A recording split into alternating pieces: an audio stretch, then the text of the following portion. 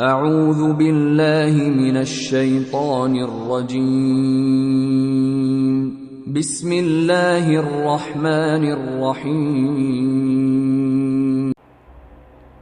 اللہ الذی یحیی ویمیت وہو حی لا یموت اغفر لأمی فاطمہ بنت اسد ولقنها حجتها ووسع علیہا مدخلها بحق نبیک والانبیاء الذین من قبلی فإنک ارحم الراحمین۔ ترجمہ: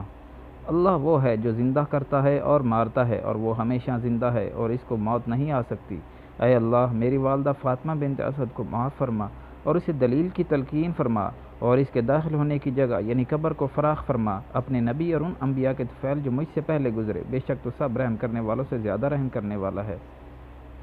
یہ حدیث ضعیف ہے۔ اسے امام طبرانی نے الکبیر اور الاوسط میں بیان کیا ہے، اور اس طریقے سے ابو نعیم نے حلیۃ الاولیاء میں بیان کیا ہے۔ طبرانی نے کہا ہے کہ ہمیں احمد بن حماد زغبہ نے حدیث بیان کی، اس نے کہا ہمیں روح بن صلاح نے حدیث بیان کی، اس نے کہا ہمیں سفیان ثوری نے حدیث بیان کی، اس نے عاصم احول سے اور ابو نعیم کے طریق سے انس بن مالک رضی اللہ عنہ۔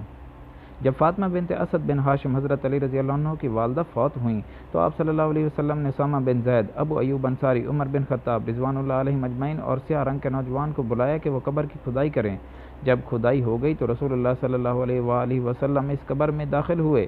اور لیٹ گئے تو آپ صلی اللہ علیہ وسلم نے فرمایا،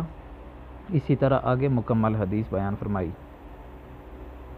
امام طبرانی نے کہا کہ اس حدیث میں روح بن صلاح راوی متفرد ہے۔ میں کہتا ہوں اس طرح امام ہاشمی نے مجمع الزوائد میں بیان کیا ہے کہ اس کی سند میں روح بن صلاح راوی ہے، جس کو ابن حبان اور امام حاکم نے سکہ قرار دیا ہے، حالانکہ اس میں ضعف پایا جاتا ہے اور اس کے باقی روات صحیح کے روات میں سے ہیں۔ امام ہاشمی کا یہ قول کہ باقی روات صحیح کے روات ہیں غائب درجہ محل نظر ہے۔ اس کی وجہ یہ ہے کہ زغبہ صحیح کے روات سے نہیں ہے، صرف امام نسائی نے اس سے روایت لی ہے۔ میں کہتا ہوں اس سے معلوم ہوا کہ وہ فی نفس ہی سکہ ہے۔ اب روح بن صلاح کے حال پر غور کرنا باقی ہے، اور اس روایت کو بیان کرنے میں وہ متفرد ہے جیسا کہ امام طبرانی نے بیان کیا ہے، اور اس کو ابن حبان اور امام حاکم نے سکہ قرار دیا ہے جیسا کہ امام ہاشمی نے ذکر کیا ہے، لیکن طبرانی کا قول ان دونوں کے قول سے زیادہ قوی ہے، اور یہ دو اسباب کی وجہ سے ضعیف ہے۔ پہلا سبب، طبرانی نے جرح کی ہے، بلحاظ شرط جرح کو تعدیل پر مقدم رکھا جائے گا۔ دوسرا سبب یہ کہ ابن حبان اس کی توثیق میں متساہل ہے، اس لیے کہ وہ کثرت کے ساتھ مجہول راویوں کو سکہ قرار دے دیتے ہیں، یہاں تک کہ بعض ایسے روات جن کے بارے میں وہ خود صراحتاً کہتے ہیں کہ ان کے بارے میں مجھے کچھ پتہ نہیں اور نہ ہی ان کے باپ کے بارے میں علم ہے، ان کی بھی توثیق کر دیتے ہیں، جیسا کہ ابن الہادی نے الصارم المنکی میں اس کا ذکر کیا ہے، اور اس کی بعض مثالیں الرد علی التعقب الحسیس میں بھی اسی طرح موجود ہیں۔ نیز ابن حبان کی طرح امام حاکم بھی متساہل ہے۔ یہ بات ان لوگوں پر مخفی نہیں جو رجال اور تراجم کے فن سے گہرا رابطہ رکھتے ہیں، لہذا مقام تعارض میں ان کے قول کا کچھ وزن نہیں، یہاں تک کہ کسی راوی کے بارے میں جرح اگر مبہم بھی ہو اور اس کے کسی سبب کا ذکر نہ بھی ہو تو تب بھی امام حاکم اور ابن حبان کی تعدیل پر اس کو غلبہ ہوگا، لیکن اگر جرح واضح ہو جیسا کہ ابن صلاح راوی کے بارے میں جرح واضح ہے تو مسئلہ واقعی صاف ہے، چنانچہ ابن عدی نے اس کو ضعیف کہا۔ ابن یوسف نے کہا ہے کہ اس سے منکر روایات مروی ہیں، دارقطنی نے اس کو فن حدیث میں ضعیف کہا ہے، ابن مقولہ کا قول ہے کہ محدثین نے اس کو ضعیف کہا ہے، ابن عدی نے اسے دو احادیث ذکر کرنے کے بعد کہا ہے کہ اس سے کثرت کے ساتھ روایات مروی ہیں اور بعض میں نکارت ہے۔ قارئین کو علم ہو رہا ہے کہ ائمہ جرح کی عبارتیں اس راوی کو ضعیف قرار دینے میں متفق ہیں، اور اس کا سبب انہوں نے یہ بتایا کہ اس کی روایات منکر ہیں۔ بس اس وصف کا منکر راوی جب حدیث بیان کرنے میں متفرد ہو تو اس کی بیان کردہ حدیث قابل حجت بالکل نہیں ہوتی۔ امام حاکم اور ابن حبان کی توثیق سے وہی شخص دھوکہ کھا سکتا ہے جو اس علم سے ناواقف ہو یا اس کا کوئی ذاتی مفاد۔ بیان کردہ وضاحت سے منصف مزاج آدمی پر یہ بات واضح ہو چکی ہے کہ شیخ زاہد کوثری نے جب اس حدیث پر گفتگو کی ہے تو اس فن کو ساتھ انصاف نہیں کیا۔ کوثری نے اس حدیث کو قوی ثابت کرنا چاہا اور روح بن صلاح راوی کے بارے میں صرف اس کی توثیق پر اکتفا کیا جو ابن حبان اور حاکم نے کی،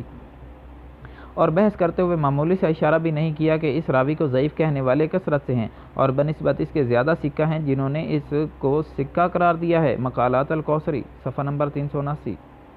کوثری کو حال عجیب ہے کہ باوجود یہ کہ یہ شخص علم میں فراوانی رکھتا ہے لیکن اس پر خواہش نفس اور مذہبی تعصب، انصار السنہ اور اتباع الحدیث یعنی اہل حدیث کی مخالفت غالب ہے، چنانچہ وہ ان پر زیادتی کرتے ہوئے انہیں حشویہ قرار دیتا ہے۔ چنانچہ آپ ملاحظہ فرمائیں کہ وہ ابن حبان پر اعتماد کرتے ہوئے اس حدیث کی تقویت کی طرف رجحان رکھتا ہے، لیکن یہ اس وقت ہے جب کہ حدیث انصار و سنہ کے خلاف ہو، لیکن اگر حدیث اس کے خلاف آ جائے تو وہ اس حدیث کو رد کر دیتا ہے، چاہے ابن حبان نے اس کی تصحیح کی ہو اور اس کے راویوں کو بھی سکہ قرار دیا ہو۔ اس کی ایک مثال ملاحظہ فرمائیں، وہ حدیث جس میں رسول اللہ صلی اللہ علیہ وسلم ناپاک جوتے اتارنے کے بعد برابر نماز ادا فرماتے رہے، اور جس کو ابن حبان اور امام حاکم نے اپنی صحیحین میں درج کیا ہے۔ اس کے بارے میں کوثری نے کہا ہے کہ ابن حبان اور امام حاکم کا حدیث کو صحیح قرار دینے میں تساہل مشہور ہے، مقالۃ الکوثری صفحہ 185۔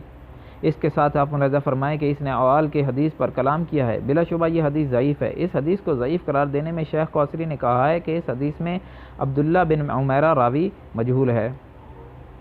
مزید تعلیق میں کوثری کہتا ہے، البتہ ابن حبان نے اس کو سکہ راویوں میں ذکر کیا ہے، لیکن ابن حبان کا یہ حال ہے کہ وہ ایسے راویوں کو جن پر جرح کی اطلاع نہیں ہوتی سکہ راویوں میں ذکر کر دیتا ہے۔ سبحان اللہ۔ لیکن ابن حبان کے اس کو سکہ راویوں میں ذکر کرنا دیگر محدثین کے نزدیک اس کو مجہول راویوں کی فہرست سے نہیں نکال سکتا، چنانچہ حافظ ابن حجر نے لسان المیزان میں ابن حبان کے شذوذ کا رد کیا ہے۔ میں کہتا ہوں کوثری کی ان باتوں سے معلوم ہوا کہ اس کا مذہب یہ ہے کہ وہ ابن حبان اور امام حاکم کی توثیق پر اعتماد نہیں کرتا، اس لیے وہ دونوں کی توثیق میں تساہل ہیں، تو پھر یہ کیسے ہو سکتا ہے کہ وہ اس حدیث کو صحیح قرار دے دے جو ہمارے زیر بحث ہے؟